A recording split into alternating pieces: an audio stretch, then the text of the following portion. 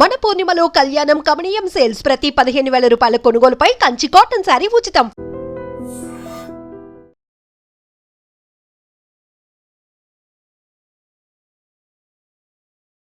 నమస్తే, welcome to I dream talking point with కవిత.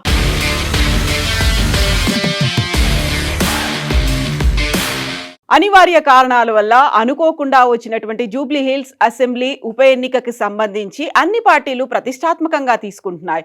ఇప్పటికే అక్కడ హ్యాట్రిక్ సాధించినటువంటి బీఆర్ఎస్ ఎమ్మెల్యే మాగంటి గోపీనాథ్ అకాల మరణంతో, అనారోగ్యంతో మరణించడంతో జూబ్లీ హిల్స్లో ఉప ఎన్నిక అనేది అనివార్యమైంది. అయితే బీఆర్ఎస్ పార్టీ అందరికంటే ముందే ఒక అడుగు ముందుగా ఉంది. అందులోనూ పరోక్షంగా తమ అభ్యర్థి ఎవరు అనే దాన్ని ప్రకటన చేసింది. నిన్న తెలంగాణ భవన్లో జరిగినటువంటి జూబ్లీ హిల్స్ నియోజకవర్గంలో ఉన్నటువంటి రహమత్ నగర్ డివిజన్ కార్యకర్తలు నాయకుల సమావేశంలో మాగంటి గోపీనాథ్ భార్య సునీత గోపీనాథ్కే తమ మద్దతు ఇవ్వాలని, గెలిపించాలి అంటూ అఫీషియల్గా తనే మా క్యాండిడేట్ అని చెప్పకపోయినప్పటికీ తనను గెలిపించాలి, కార్యకర్తలందరూ కదిలి రావాలి, గోపన్న కుటుంబానికి అండగా ఉండాలి, గోపన్న భార్యను గెలిపించాలి అనేటువంటి ఒక సందేశాన్ని కార్యకర్తలకు అందజేశారు. సో సునీత తను ఆల్రెడీ తన పిల్లలు, ఆ తర్వాత కుటుంబ సభ్యులు, అక్కడ ఉన్నటువంటి కార్యకర్తలు ఈ మధ్య కొంతకాలం నుంచి జూబ్లీ హిల్స్ నియోజకవర్గంలో తిరుగుతూ తమకు సంబంధించినటువంటి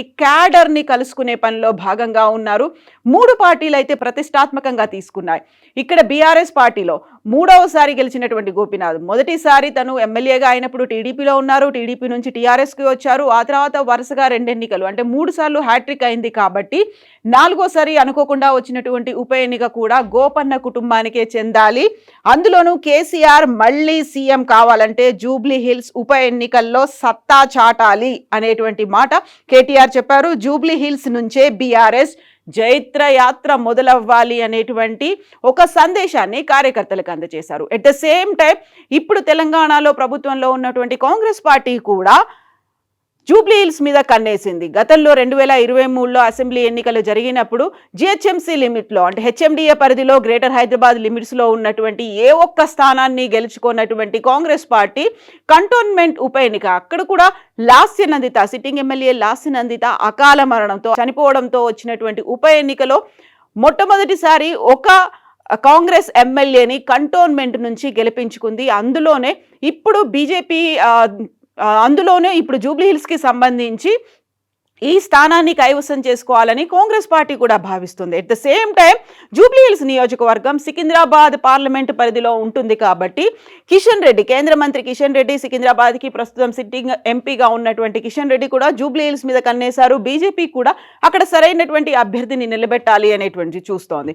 సో ఇక్కడ కాంగ్రెస్కి సంబంధించి చూస్తే కాంగ్రెస్ గతంలో ఏ స్థానాల్ని గెలుచుకోకపోయినప్పటికీ బోని అనేది కంటోన్మెంట్తో ప్రారంభమైంది. కాబట్టి ఇక్కడ ఉన్నటువంటి ఓటర్ల సంఖ్యని దృష్టిలో పెట్టుకొని, అక్కడ ఉన్నటువంటి రేషియోలను దృష్టిలో పెట్టుకొని సరైనటువంటి అభ్యర్థిని నిలబెట్టడం ద్వారా జూబ్లీ హిల్స్ సెగ్మెంట్ మేము కొట్టొచ్చు అనేటువంటి ఆశాభావం కాంగ్రెస్లో కనిపిస్తుంది. ఇక జూబ్లీ హిల్స్కి సంబంధించి చూస్తే ఓటర్ల లిస్ట్ అనేది ఇప్పటికీ 3.92 lakhs ఉన్నారు అని చెప్పినప్పటికీ ఎవరైతే అక్కడ ఓటర్ల పేర్లలో మిస్సింగ్ ఉందో వాటన్నిటికి సంబంధించి వెరిఫికేషన్కు సెప్టెంబర్ 17 వరకు ఎన్నికల కమిషన్ గడువు పెట్టింది. కాబట్టి ఈలోపే కావాల్సిన వాళ్ళందరూ వెరిఫై చేసుకోవాలని. అయితే గత ఎన్నికల సమయానికి చూస్తే జూబ్లీ హిల్స్లో ఓటర్ల సంఖ్యలో ప్రధానంగా 33% ముస్లిమ్స్ ఉన్నారు. కాబట్టి జూబ్లీ హిల్స్ నియోజకవర్గం నుంచి కాంగ్రెస్ తరఫున ఒక ముస్లిం క్యాండిడేట్ని బరిలో ఉంచాలి అనేటువంటి ఆలోచన కలిగింది. అయితే ఇక్కడ పోటీ చేయడానికి అజరుద్దీన్ సుముఖత వ్యక్తం చేయడంతో అజరుద్దీన్కే ఇస్తారేమో అనేటువంటి ప్రచారం కూడా జరిగినప్పటికీ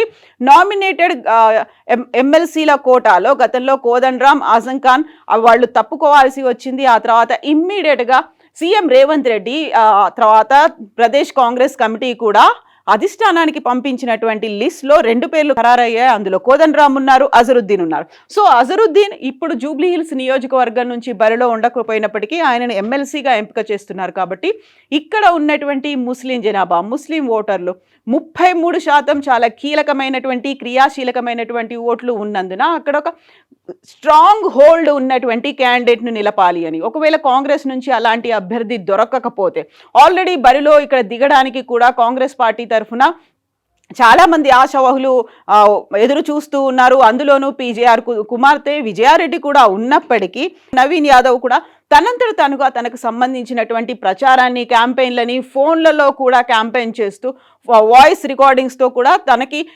అభ్యర్థిత్వాన్ని ఖరారు చేయాల్సిందిగా ఓటర్లనే అభ్యర్థిస్తున్నటువంటి పరిస్థితులు కూడా ప్రస్తుతం కనిపిస్తున్నాయి. కాబట్టి కాంగ్రెస్ ఆ 33% ఓట్ల మీదే ఎక్కువగా ఆధారపడిన పరిస్థితి, నమ్మకం పెట్టుకున్నటువంటి పరిస్థితి. కరెక్ట్గా ముస్లిం ఓట్లకి సంబంధించే బీజేపీ కూడా చూస్తోంది అక్కడ హిందూ ముస్లిం ఓట్ల డివిజన్ని తమకు అనుకూలంగా మార్చుకోవాలని. అయితే గతంలో ఇక్కడ దీపక్ రెడ్డి బీజేపీ తరఫున పోటీ చేసినటువంటి అనుభవం ఉండడంతో బీజేపీ ఆ క్యాండిడేట్నే బరిలోకి దించాలి అని ఉన్నప్పటికీ పోటీ గతంలో బీజేపీ నుంచి జూబ్లీహిల్స్ కోసం విపరీతంగా కనిపించింది. కాబట్టి ఇప్పుడు అక్కడ దీపక్ రెడ్డికే ఇస్తారా, ఇంకెవరికి ఇస్తారు అనేది ఉంది. బట్ అందరికంటే ముందుగా బీఆర్ఎస్ మాత్రం తమ క్యాండిడేట్ని పరోక్షంగా అనౌన్స్ చేసింది. కాబట్టి ఇప్పుడు సునీత మాత్రమే బరిలో ఉన్నారు. సునీతతో పాటుగా ఆల్రెడీ ఇన్ఛార్జీలను కూడా నియమించారు. ఒకవైపు కాంగ్రెస్ పార్టీ తరఫున కూడా 3 మంత్రులు ఇప్పుడు ఇక్కడ క్యాంపెయిన్లు అనేవి చేస్తున్నారు. జూబ్లీహిల్స్కి సంబంధించి చాలా కీలకంగా ఉంది. కాబట్టి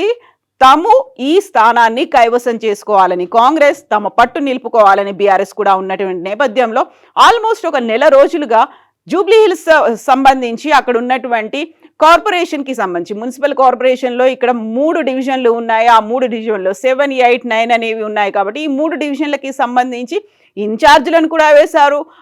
మాజీ ఎమ్మెల్యేలు, ప్రస్తుతం ఉన్నటువంటి ఎమ్మెల్యేలు కూడా ఇప్పుడు గడపకి తిరిగే కార్యక్రమం కూడా చేపడుతున్నారు. కాబట్టి ముందు మా చెయ్యి ఉంటుంది, అందరికంటే మేమే ముందున్నాము, పై చెయ్యి మాది అని చెప్పుకోవాలని బీఆర్ఎస్ కూడా అందులో భాగంగా ప్రధానంగా ఉంది. అందులోనూ జూబ్లీహిల్స్లో ఏ ఒక్కరికి కష్టం వచ్చినా ఆదుకునేటువంటి గోపన్న ప్రజల కోసం ఎన్నో మంచి పనులు చేశారు. అలాంటి గోపీనాథ్ కుటుంబానికి మనం అండగా నిలవాల్సినటువంటి అవసరం ఉంది. ఆయన కంప్లీట్గా సెటిల్ అవ్వకముందే అకాల మరణం చెందారు. కాబట్టి కుటుంబాన్ని ఆదుకోవాల్సిన అవసరం ఉంది. ఎట్ ద సేమ్ టైం కుటుంబ సభ్యులకు మేము అండగా ఉన్నాము అని చెప్పాల్సినటువంటి అవసరం ఉంది అంటూ కేటీఆర్ నిన్న తెలంగాణ భవన్లో జరిగినటువంటి కార్యకర్తల సమావేశంలో అయితే చెప్పారు. సో పరోక్షంగా తనే క్యాండిడేట్ అని చెప్తూనే ప్రత్యక్షంగా తనను గెలిపించాలి అనేటువంటి ఒక భావనను కూడా తను చెప్పారు. ఇక దీనితో పాటుగా ఇక్కడున్నటువంటి 3.97 లక్షల మంది అక్కడ ఉన్నటువంటి అభ్యర్థులని వాళ్ళ అదృష్టాన్ని, వాళ్ళ ఫేట్ని డిసైడ్ చేయబోతున్నారు. సో బైపోల్ అనేది ఇప్పటికైతే అనౌన్స్ కాలేదు. యాక్చువల్గా బీహార్ అసెంబ్లీ ఎన్నికలకు సంబంధించి ఎప్పుడైతే ఒక షెడ్యూల్ అనేది నోటిఫికేషన్ రిలీజ్ అవుతుందో అదే సమయంలో జూబ్లీహిల్స్ అసెంబ్లీకి సంబంధించి ఉప ఎన్నికకు కూడా షెడ్యూల్ రిలీజ్ అవుతుందని ఒక అంచనా వేస్తున్నారు. సో బీహార్లో మోస్ట్లీ నవంబర్లో జరగవచ్చు అనేటువంటి ఒక భావన ఉన్నటువంటి నేపథ్యంలో అదే సమయంలో జూబ్లీహిల్స్లో కూడా ఉప ఎన్నిక జరగబోతోంది అనేది, బీహార్తో పాటుగా ఈ ఎన్నికల షెడ్యూల్ కూడా రిలీజ్ చేస్తారని. బట్ అప్పటికే అయితే కంప్లీట్గా ఒక గ్రౌండ్ని ప్రిపేర్ చేసుకోవాలని చూస్తున్నారు. అందులోనూ ఇప్పుడు ప్రభుత్వానికి వ్యతిరేకంగా ప్రజలు ఉన్నారు. ఆ తర్వాత ప్రభుత్వం ఇచ్చినటువంటి హామీలని అమలు చేయట్లేదు. కాబట్టి ప్రభుత్వ వ్యతిరేక ఓటు పడుతోంది, మేము ఆ దిశలో మేము గెలుస్తాము అనేటువంటి భావన బీఆర్ఎస్లో ఉంది.